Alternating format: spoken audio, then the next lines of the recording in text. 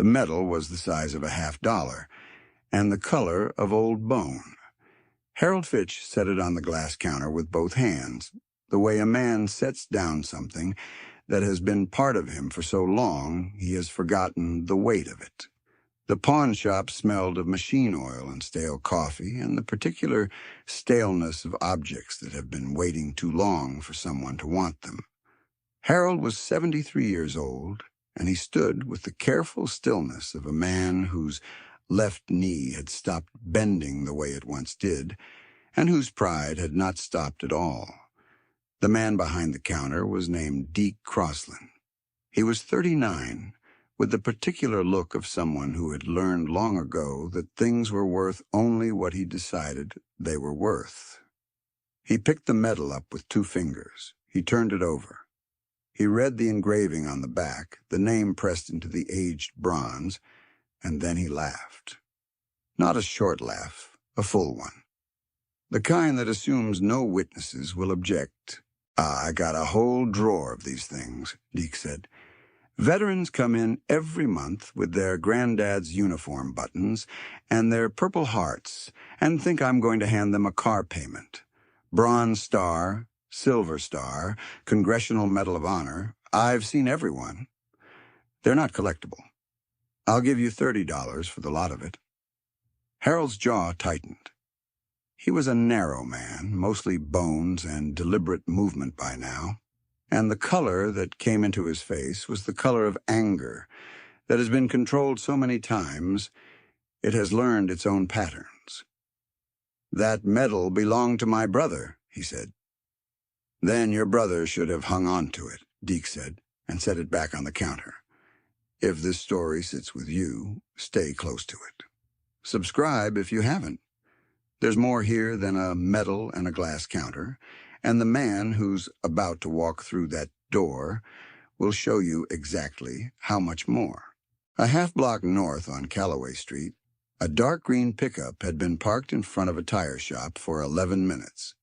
The man in the driver's seat was not watching the tire shop. He was watching the street, the way he always watched streets, corners, doorways, the specific quality of how a person's shoulders moved when they were carrying something heavier than their hands could hold.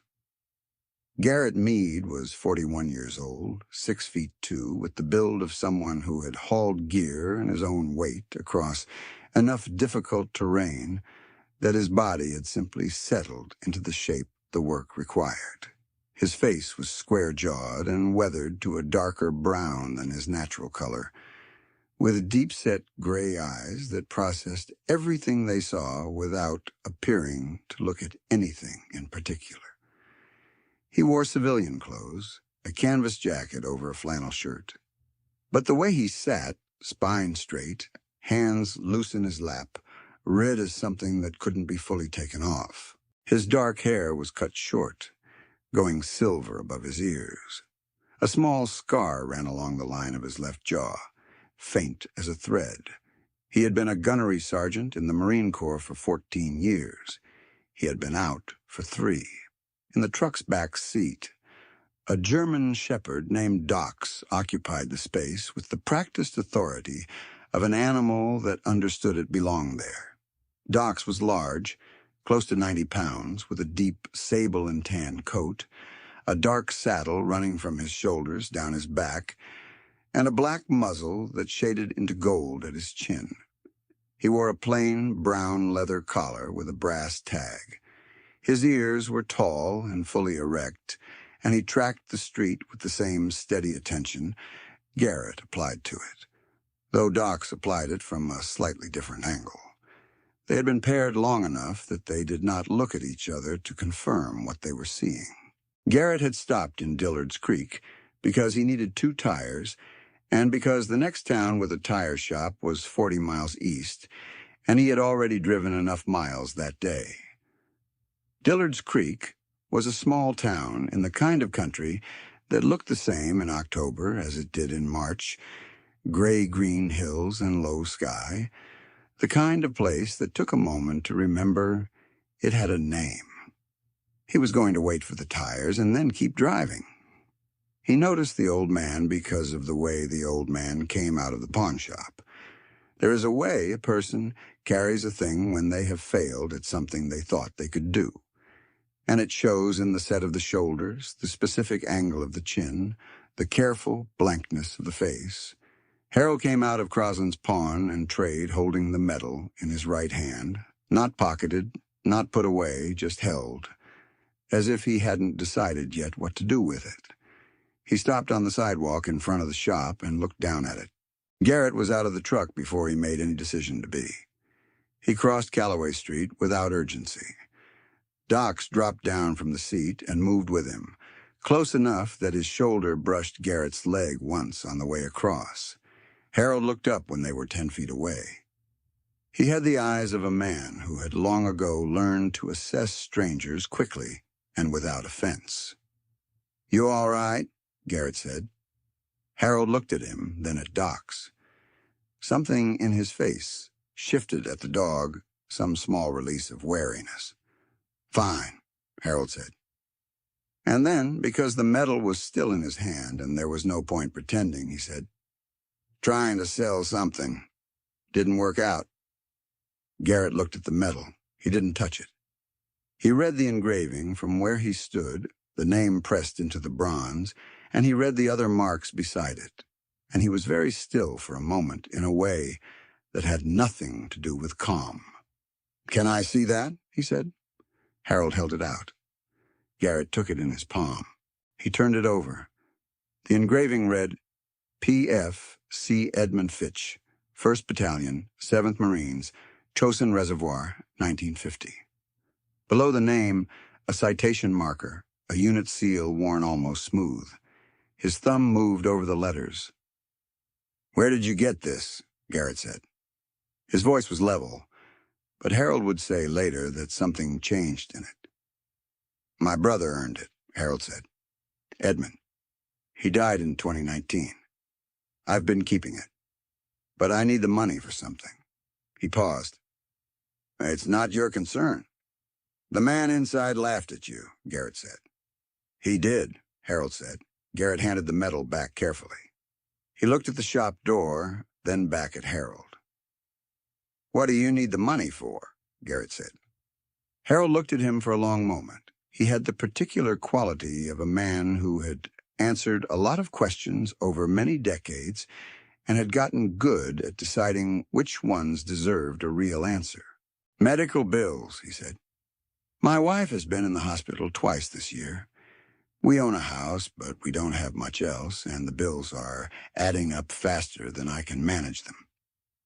"How much do you owe?" Harold told him. It was more than Garrett had expected, and less than it would have been a generation ago, but it was enough to be a problem. "Come sit down," Garrett said. Harold looked at him. He was not a man who sat down at the suggestion of strangers. "There's a diner at the end of the block," Garrett said. "I'll buy you a cup of coffee. You can tell me to go to hell after that if you want to." Harold looked at Docs again. The dog was sitting at Garrett's left side, not looking at Harold directly, just present. The way a patient animal is present, and something in that posture seemed to satisfy some internal gauge Harold maintained. "All right," Harold said. The diner was called Patsy's. It had 7 tables, and a counter with 8 stools, and a wall of windows that looked out onto Calloway Street in the flat October light. A woman in her late 50s named Joulin ran the counter with the brisk competence of someone who had been doing it long enough to know what every person who walked in was going to order before they sat down. She brought coffee without being asked and set a bowl of water on the floor near Doc's without comment. Harold told Garrett about his wife, Marion. She was 70 years old and had a heart condition that had been manageable and had then, in June, become less manageable. The first hospitalization had been 4 days. The second had been 9. They had Medicare, but Medicare had gaps, and the gaps had been filled in by bills that were now sitting in a folder on Harold's kitchen table. He did not tell it quickly or with self-pity. He told it the way men of his generation told hard things, factually and with a certain precision, as if the facts themselves carried the weight and any additional emphasis would be an indulgence. Edmund was a Marine, Harold said. He earned that medal at Chosin. You know what Chosin was. I do, Garrett said. He never talked about it much. None of them did. Harold turned his coffee cup in his hands. He gave me the medal before he died. Said he wanted me to have something of his that was real. I've kept it for 5 years. I don't regret keeping it. I just thought maybe it was time it did something useful. The man in that shop laughed at it, Garrett said again. Harold looked at him. He did. Garrett set his coffee down. He looked at the medal, which Harold had placed on the table between them. That medal belonged to a man who held a perimeter for 4 days in 30 below wind, so that the people behind him could get out alive, Garrett said. I know that citation marker. I know what it means. The man in that shop has no idea what it means. Harold was quiet for a moment. No, he said. He doesn't? Garrett looked at the medal for a while. Doc shifted at his feet and rested his chin on his forepaws. Outside, the October light moved behind clouds and the street darkened briefly. Tell me your situation, Garrett said. All of it. How much do you owe? Who you owe it to, whether there's any payment arrangement in place. Tell me everything. Harold looked at him. You're a stranger, Harold said. I am, Garrett said. Tell me anyway. The folder on Harold's kitchen table was green and had the word bills written on it in black marker in Marion's handwriting, from before her hand had gotten less reliable. Inside it were 4 separate accounts, 2 from the hospital, 1 from a cardiologist's practice, 1 from an ambulance service, totaling $11,400. There were also 2 letters from a collections agency called Meridian Recovery Services, which had acquired 2 of the accounts and was now adding fees to them. Harold's house on Sycamore Road was a 3-bedroom he and Marion had bought in 1987 for $62,000. They had paid it off. They owned it clear. They had no other significant assets. Garrett read everything in the folders. Harold sat across from him at the kitchen table and watched. Marion was in the back room with the television on low, and occasionally the sound of it came through the door, a murmur of voices and then quiet. Docs moved through the kitchen once, inspecting the baseboards in the corner behind the refrigerator with professional thoroughness, and then settled beside Harold's chair. Harold looked down at the dog. He put one hand on Doc's head briefly, the way a man touches something he doesn't know yet whether he's allowed to. Doc's didn't move. Harold left his hand there. Garrett made notes on a small pad he had taken from his jacket pocket. He was methodical and did not make comments while he read, only occasionally asked Harold to confirm a date or a figure. Harold answered each question with the same careful precision he had used at the diner. When Garrett finished, he set the folder down. Meridian is the problem, he said. The hospital accounts and the cardiologist can be negotiated directly. Most hospital systems have charity care programs and financial hardship provisions that aren't advertised. You request them in writing. Given your income and the absence of other assets, you qualify for significant reduction on both. Harold said nothing. The ambulance account is the same. They're a private service, but they have the same provisions. You write a letter, you attach the financial documentation, you send it certified mail. I've never done that, Harold said. I know, Garrett said, but it's not complicated. I'll help you draft the letters. Harold looked at him. You don't know me, Harold said. No, Garrett said. Why would you do that? Garrett looked at the folder for a moment, then at the kitchen window where the late afternoon light was coming through at a low angle and laying itself across the linoleum floor in pale strips. "Because your brother held that perimeter," Garrett said, "and because the man in that shop laughed at you, and because it isn't hard to help you, and I don't have anywhere specific I need to be." Harold was quiet for a long time. "The collections agency is harder," Garrett said. "They've already added fees. But there are consumer protection provisions under the Fair Debt Collection Practices Act that govern what they can and can't do. If they've been sending letters without proper validation notices, that's something you can contest." Harold said, "I don't know anything about that." "You will," Garrett said. Marion came to the kitchen doorway. She was 70 years old and small-framed, with white hair pinned back and the kind of face that had been kind for so long the kindness had worked itself permanently into the lines around her eyes. She moved carefully, the way a person moves when they have learned that the body must be negotiated with now, and she held the doorframe briefly before releasing it. She saw Docs before she fully saw Garrett. The dog looked at her. He did not get up. He simply looked at her with his ears slightly forward and his tail making one slow movement. And then he looked away, and Marion's face did something that was not quite a smile, and was more than one. "There's a dog in my kitchen," she said. "His name is Docs," Garrett said. "I'm sorry for coming in without calling ahead. My name is Garrett Meade.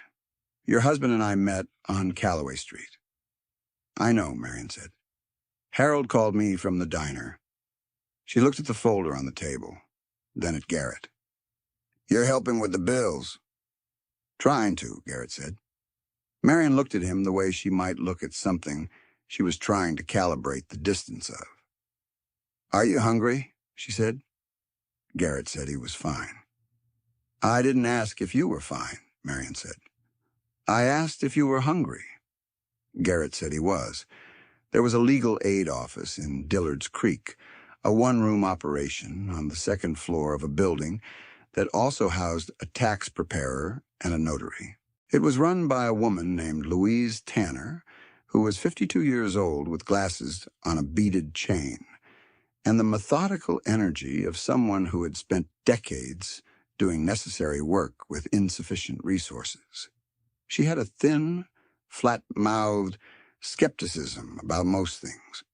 But she knew Harold and Marion from a property tax dispute 4 years earlier, and she stood up when Harold came through her door.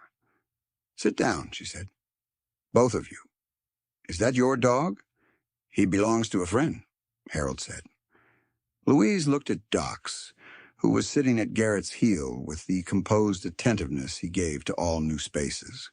Then she looked at Garrett. "You're the Marine," she said. Garrett said he used to be. "You were at the VA last year," she said. "The one in Harmon County. You came in with the group that was reviewing discharge upgrade applications." Garrett said that was right. "I have 4 active clients who went through that process," Louise said. She looked at him steadily. 2 of them got upgrades they'd been waiting 18 years for. "That's good to hear," Garrett said. "Is it?" Louise said. It wasn't quite a question. She pulled Harold's folder toward her. She read everything in it with the thoroughness of someone who had learned that the thing that would matter was always the thing that seemed incidental. She made her own notes. She flagged the 2 Meridian letters with a red clip. "These validation notices are defective," she said. "That's what I thought," Garrett said. "You know FDCPA provisions? Enough of them. We can dispute both accounts based on the notice defects," Louise said. "That won't eliminate the underlying debt, but it stops the fee accumulation and resets the clock. Combined with hardship applications to the hospital and the cardiologist, we could realistically get the total down to somewhere between $1,800 and $3,000. Harold put his hand flat on the table. "That's a different number than 11,000, he said. "Yes," Louise said. It is. Harold was quiet for a moment. Then he said, "Why didn't anyone tell me this was possible?" Louise took her glasses off and held them. "Because the system isn't designed to tell you," she said. "It's designed to wait until you stop asking." Doc shifted at Garrett's side and put his nose briefly against Harold's arm. Harold looked down at the dog. He didn't say anything. The dispute letters went out that Thursday by certified mail. The hardship applications went to the hospital billing department and the cardiologist's office the same day. Louise had her paralegal, a young man named Perry who moved with the perpetual, slight anxiety of someone who had too much to do and knew it, prepare the formal paperwork and file copies of everything. Garrett helped Harold carry the envelopes to the post office on the corner of Callaway and Ninth. It was a cold morning, the first genuinely cold morning of the season, and the street was mostly empty.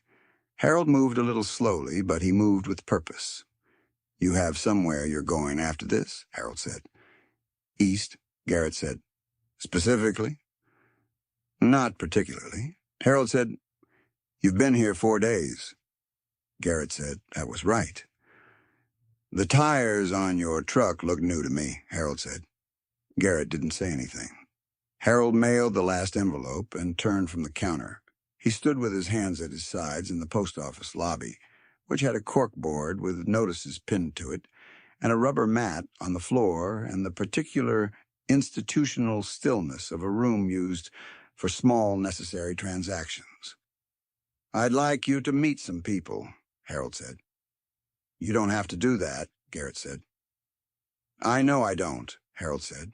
The people Harold wanted Garrett to meet were, in no particular order, a man named Prentice, who had served in the Army in the 70s, and now ran the hardware store on Callaway, and fixed things for people who couldn't afford to pay him. A woman named Deborah, who taught at the elementary school and had been bringing meals to Harold and Marion twice a week since Marion's second hospitalization, and a retired county assessor named George Holt, who had been Harold's neighbor for 22 years, and who came over every Saturday morning to sit with Harold and drink bad coffee and, as George put it, not talk about anything important. They each met Garrett the way people in small towns meet someone a trusted person has brought forward, with a calibrated openness, a willingness to evaluate that stopped just short of warmth until something warranted it. Doc's was the thing that warranted it, mostly. He moved through each introduction with a settled ease, taking brief interest in each person, and then settling into watchful neutrality. And there is something in that about dogs and the signals they send, a quality of approval, or at least of not disapproval, that people recognize without always naming. Prentice shook Garrett's hand and said, "Harold says you're a gunny." Garrett said he had been. "Vietnam era myself," Prentice said. "Different branch, different war, same general feeling about a lot of things." Garrett said he thought that was probably right. Prentice looked at him for a moment. "You staying around?" he said. "Just helping with some paperwork," Garrett said. Prentice looked at Doc's, then back at Garrett. "Uh-huh," he said. On the 6th day, Garrett went back to the pawn shop. He went alone, and he went in the morning, when the shop was quiet. Doc's waited in the truck, which Garrett parked where he could see the shop door from the driver's seat. Deke Crossan was behind the counter, rearranging a display of watches, with the languid care of a man who had already decided what the day would amount to. He looked up when Garrett came in, assessed him with the quick commercial instinct of someone who needed to know immediately whether a person was selling or buying, and smiled. "Help you with something?" Deke said. Garrett put both hands in his jacket pockets and looked at the case under the counter, which held the watches, and below them a tray of coins and old currency, and what appeared to be several military decorations in a shallow velvet tray. "You had an old man in here last week," Garrett said. Have old men in here all the time, Deke said. This one had a bronze star. Belonged to his brother, Korean War veteran, chosen reservoir. Deke's expression didn't change much. Might remember something like that. You laughed at him, Garrett said. Deke set a watch down. I offer fair market value on military collectibles. Same as anything else, he said. If somebody doesn't like my price, they're welcome to take it somewhere else. You laughed at him, Garrett said again. Not at the price, at him. Deke was quiet. I'm not here to threaten you, Garrett said. I'm not here to cause you any trouble. I'm just here to tell you something. Deke waited. That man's brother carried that medal for 50 years and never mentioned it, Garrett said. He was at Chosin when the Chinese crossed the Yalu and encircled 10,000 Marines. He spent 4 days on a frozen ridge at 30 below zero so that the column behind him could get to the coast. He came home and went to work and raised a family and died at 87 without asking for anything. His brother has been taking care of a sick wife for 2 years and trying to keep his head above water. And he walked in here with the one thing his brother left him. And you laughed. Deke's jaw had a particular tightness to it now. I run a business, he said. I know you do, Garrett said.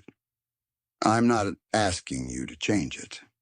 I'm just telling you what you laughed at, so you know. He turned and walked out. Outside, the air was cold and sharp, and the sky was the particular blue that comes in October when the clouds have moved east and left the light clean. Garrett stood on the sidewalk for a moment. Down the block, the hardware store had its door propped open, and he could hear Prentice talking to someone inside about a type of screw. He walked back to the truck. Docs put his head over the seat when Garrett got in. Not urgently. Just present. Garrett put one hand on the back of the dog's neck briefly. Okay, he said. He sat with the truck idling for a moment. Then he turned the engine off. The response from Meridian Recovery Services came on a Thursday, 2 weeks after the dispute letters went out. Louise's office called Harold at 8 in the morning, and Harold called Garrett, who was staying at a motel on the edge of town that charged by the week. Louise had Perry spread everything on her conference table, which was a folding table covered with a length of green felt, and went through it line by line. Meridian had withdrawn both disputed accounts rather than provide the required validation documentation, which meant the total balance Harold owed had dropped by $4,300 in a single letter. That's not all of it, Louise said. No, Garrett said. But it's the part that was bleeding, Louise said. The hospital came back 2 weeks after that with a hardship determination. Given Harold and Marion's income and assets, the hospital was reducing the outstanding balance by 60% under its charity care policy. The cardiologist's office, smaller and slower moving, took 3 weeks to respond, but the response was similar. A 40% reduction on the outstanding balance. Harold laid out the final accounting on his kitchen table. He and Garrett sat across from each other with the numbers between them. The total remaining debt was $2,140. The ambulance service had not yet responded, but Louise believed they would come in at a similar reduction. Harold looked at the numbers for a long time. 5 months ago, I thought we might lose the house, he said. Garrett said, You weren't going to lose the house. I didn't know that 5 months ago, Harold said. He looked at the medal. He had put it in a small wooden box that had been in the house since Edmund gave it to him, lined with a piece of dark cloth, and the box was sitting on the counter near the window. He got up and brought it to the table. He opened it and looked at the medal for a moment, and then he closed the box and looked at Garrett. I want you to have this, Harold said. Garrett shook his head. It belongs to your family, he said. My children don't want it, Harold said. I have two daughters. One lives in Portland and one lives in Charlotte. They're good women. They have their own lives. They've never had any feeling for it. When I die, it'll go in a box somewhere and eventually into a bin. That's not a reason to give it to a stranger, Garrett said. You're not a stranger anymore, Harold said. And you know what it is. You said so in the diner. You knew what that citation marker meant. Edmund would want it to go to someone who knew. Garrett was quiet for a while. I'll think about it, he said. Harold nodded. That's all I'm asking, Harold said. Marion came in from the back of the house. She was having a better day. One of the days when she moved with more ease and her face had color in it, and she went to the stove and began making coffee with the purposeful domestic economy of a woman who had been running her own kitchen for 50 years. Docs got up from his spot near the back door and went to stand near Marion, not underfoot, just near. She reached down once without looking and touched the top of his head, and he leaned slightly into her hand. You're staying for dinner, Marion said to Garrett. It was not a question. I have somewhere I need to be, Garrett said. You don't, Marion said. You've been saying that for 2 weeks, and you haven't gone anywhere. Garrett said, The motel is cheap. You can stay in Edmund's room, Marion said. It's a real bed. We've been airing it out. Garrett looked at Harold. Harold was looking at his coffee cup with the specific, careful blankness of a man who has already said what he needed to say and is now waiting. Edmund would have liked you, Harold said. He didn't like many people. He was suspicious of most of them. But he liked men who knew what things were worth and didn't say more than they meant. Garrett looked at the metal box on the table. I'll stay for dinner, he said. The final piece came from Prentice. He came into Joyland's diner on a Friday morning with George Holt, and they sat down across from Garrett with the deliberate air of men who have agreed on something in advance and are going to say it plainly. Prentice put both hands on the table. There's a property on the county's tax-defaulted list, he said. Small place, 3 acres east of town. Old Delacroix property. The structure's sound. It needs work, but it's sound. Garrett looked at him. I'm good with structure, Prentice said. George knows the county assessor personally. The tax redemption process takes 60 days and costs about $3,000 in back taxes and fees. I'm not looking for property, Garrett said. I know you're not, George said. That's why I'm mentioning it. Garrett looked at them both. Dillard's Creek isn't a bad place to be, Prentice said. I've been here 40 years. It's not what it was, but nowhere is what it was. There are good people here. I've noticed that, Garrett said. Harold's not going to stop needing looking in on, George said. Marion's heart condition isn't going away. Louise Tanner has more cases than she can work. The VA office in Harmon is an hour and a half, and they're understaffed. I'm not a social worker, Garrett said. No, Prentice said. You're a man with a truck and a dog, and nobody particular waiting anywhere for you, from what I can see. Garrett said nothing. The Delacroix property has good water, George said. The well tested clean in 2021. I know because I pulled the assessment. Garrett looked out the window. The street was quiet in the October morning, the light steady and pale, a few cars parked in front of the hardware store, a woman walking a small dog past the post office. It was an ordinary street in an ordinary small town, and it looked like nothing, and it looked like something. 60 days, he said. Give or take, George said.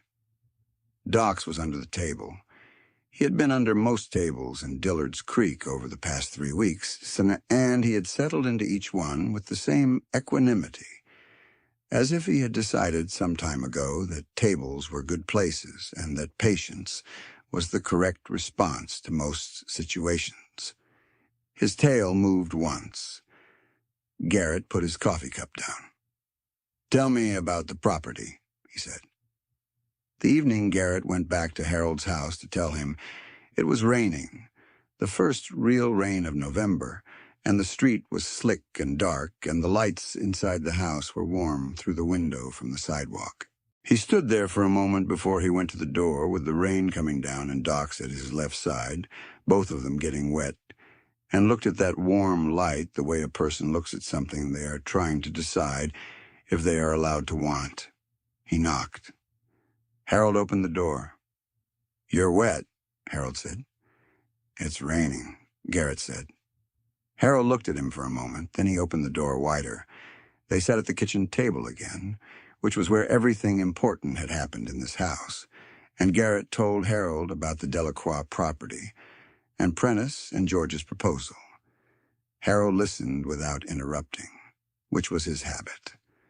When Garrett finished, Harold looked at the table. "You're going to do it," Harold said. "I'm thinking about it," Garrett said. "You're going to do it," Harold said again. He got up and went to the counter and got the wooden box and brought it back and set it in front of Garrett. "Take it," Harold said. Garrett looked at the box. "Harold," he said. "Edmund's name is on it," Harold said. "And Edmund is gone, and his family doesn't know what it means, and you do. You know what chosen cost. You know what that citation means. You're going to put down roots in the same town where his medal spent 5 years in a glass case and a man laughed at it. Take it. Keep it somewhere. It means something." Garrett opened the box. He looked at the medal. He picked it up and turned it over, the way he had turned it over on the sidewalk that first day, and read the engraving. "PFC Edmund Fitch, 1st Battalion, 7th Marines, Chosin Reservoir, 1950. He held it for a long time.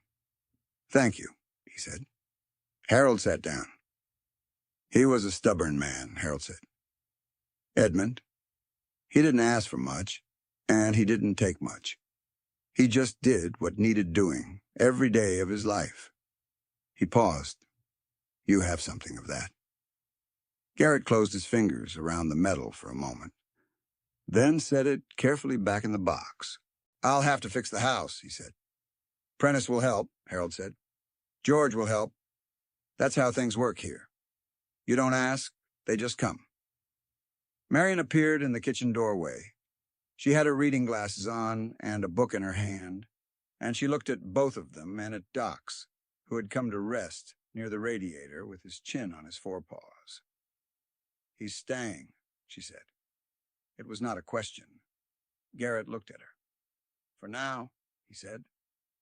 Marion looked at him the way she had looked at him that first evening, with that calibrating quality, and then her face settled into something that was quiet and certain and warm. "That's how it starts," she said, and went back to her book.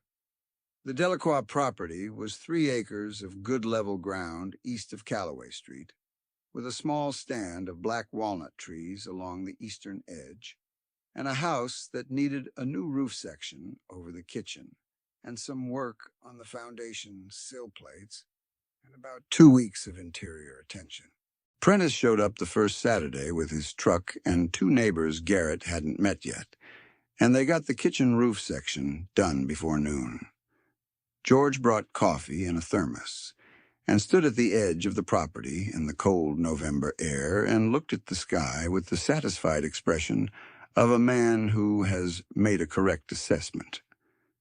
Docs ran the perimeter of the 3 acres 3 times and then came back and sat near Garrett's left leg and watched the proceedings. By December, the house was livable. By January, Garrett had his things in it, which were not many things, but which occupied the space with the settled quality of objects that have found their place. He went to see Harold and Marion on Saturdays. Sometimes he brought something from Prentice's store, a hinge or a length of weather stripping that Harold's house needed, and he installed it without making much of it. Marion made coffee and sometimes dinner. Docs took up his position near the radiator. The ambulance service responded in December with a 45% reduction. Louise filed the final paperwork. The total remaining debt was $1,120, which Harold and Marion paid out of their savings over 4 months without strain. Harold kept the bill folder on the table for a while after that, out of habit, and then one day it wasn't there. Garrett didn't ask about it. In February, Harold took the wooden box from the counter and moved it to the shelf in the living room where the family photographs were. There was Edmund in his dress uniform, young and narrow-faced and serious, and Harold beside him in a suit that was too large for him at 17, and their parents behind them in the particular stiff way of people who understood a photograph was a formal occasion. Harold set the box with the medal on the shelf among the photographs, where it had always belonged, and stepped back and looked at it. "There," he said. Garrett stood in the doorway of the living room. Docs was somewhere in the kitchen with Marion. Outside the window, the February sky was low and gray, and the first suggestion of snow was in the air. The particular smell of it, cold and clean. "Edmund would have liked you," Harold said again, quieter this time. Garrett leaned against the doorframe. "You said that before," he said. "I know," Harold said. "It's still true." The snow came that evening, the real thing, the first real snow of the season, and it lay itself down over Dillard's Creek with the quiet authority of something that has been coming for a long time and is finally here. By morning, the walnut trees at the edge of Garrett's property were white along every branch, and the road east of town was clean and still, and Doc stood at the front window and watched the snow with his ears forward and his breath fogging the glass. Garrett stood behind him with his coffee. The street was empty. The town was quiet. The light was the particular white-gray of a morning after snowfall, when everything is new and nothing has made a mark in it yet. He thought about Edmund Fitch on a frozen ridge in 1950, holding a line in the dark, 30 below and no guarantee of morning. He thought about what a man carries home from something like that, and what he does with it over 60 years of ordinary life, how he folds it into the fabric of himself and goes on, and how it is still there at the end, pressed into a piece of bronze in a wooden box, waiting for someone who knows what it is. He thought about a glass counter and a man who laughed. He thought about Marion's face when she saw Doc's that first evening. He thought about Prentice and his truck and his neighbors, about Louise with her red paperclip and her careful, flat-mouthed competence. He thought about what George had said. There are good people here. There are. He had learned that. You don't find it on a map or hear about it beforehand. You stop for tires, and you cross a street, and you sit down at a diner counter, and you read a folder on a kitchen table, and somewhere in there the leaving stops being the plan. Docs turned from the window and looked at him, briefly, and then turned back. Garrett finished his coffee. He set the cup in the sink and got his jacket from the peg by the door and put it on. He put the metal box in his jacket pocket, not because he was taking it anywhere, but because some things belong on your person, close to you, where you can feel the weight of them and remember what they mean. He opened the front door. Cold air came in, clean and sharp. Docs went out first. Garrett followed. If you've stayed with this story to its end, you already know what it's about. It's about what a man leaves behind and what another man recognizes in what was left. It's about the kind of courage that doesn't announce itself and doesn't ask to be seen, but that shows up in the engraving on a piece of bronze and in the steady patience of someone who sat down at a diner table and said, "Tell me everything." There are people in your life who know what things are worth, not their market value, their real weight, the weight of years and cost and sacrifice. When you find one, you hold on to them. And there are things in this world that deserve to be kept somewhere. They mean something. May you know the difference. May you have the courage to stay when staying is what the moment asks. May God bless you and your family with the particular warmth of a room where the light is on and someone is waiting. And may you always find your way back to it.